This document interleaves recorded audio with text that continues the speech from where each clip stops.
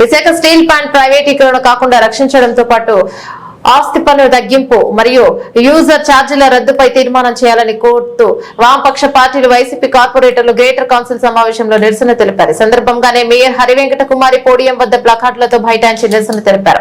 అనంతరం మాట్లాడుతూ CM Chandrababu, deputy CM Pawan Kalyan ఇద్దరు ప్రధాని మోడీపై ఒత్తిడి తీసుకువచ్చి ఫ్లాట్ ను రక్షించాలని కోరారు. సందర్భంగానే టీడీపీ, వైసీపీ కార్పొరేటర్ల మధ్య స్వల్ప వివాదం చోటు చేసుకుంది.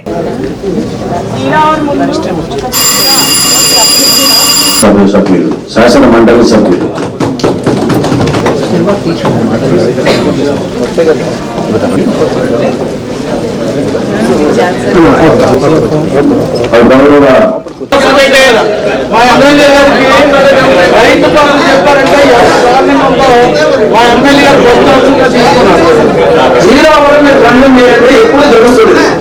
వాళ్ళు ముందుగానే ఎజెండాలో ఇంక్లూడ్ చేయమనేటువంటిది స్టార్టింగ్ ద్వారా మేము ఇచ్చాం. స్టీల్ ప్లాంట్ అలాగే ప్రాపర్టీ ట్యాక్స్, అలాగే గ్యాస్ యూజర్ ఛార్జెస్ దాని మీద మా హక్కులు అనేటువంటిది ఎందుకు డినై చేశారు?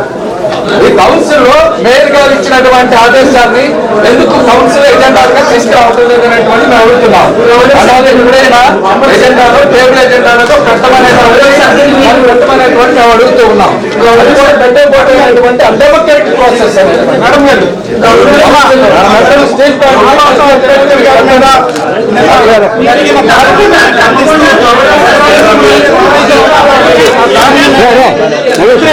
తక్షణమే ఆయన పైన శాసనసభ సభ్యత్వాన్ని రద్దు చేయాలని చెప్పేసి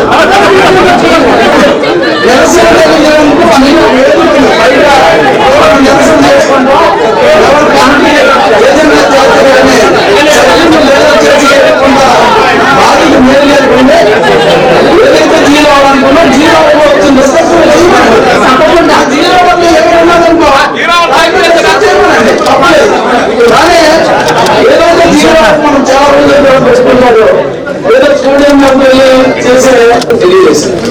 మొదటి ఎజెండా పత్రంలో రాలేదు సరిగ్గా, సప్లిమెంటరీ లో కూడా రాలేదు.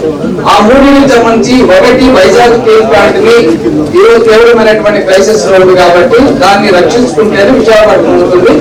మనం కౌన్సిల్ రెజల్యూషన్ మూవ్ చేసి విలీనం చేస్తూ ముఖ్యమంత్రి గారిని, గౌరవ ముఖ్యమంత్రి గారిని, అలాగే ప్రధానమంత్రి గారిని కలిసి ఒక డెలిగేషన్ గా మనం కలిసి మనం 0.10కి తగ్గించుకునేటటువంటి హక్కు అనేటువంటిది కౌన్సిల్ ఉంది. ఆ విధంగా 0.13 నుంచి 0.10కి తగ్గించుకునేటటువంటి ప్రతిపాదనని పూజ చేశాము.